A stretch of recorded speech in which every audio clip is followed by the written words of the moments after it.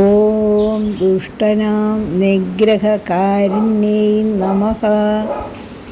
ഓം ദുഷ്ടനാം നിഗ്രഹകാരിണ്യൈ നമഃ.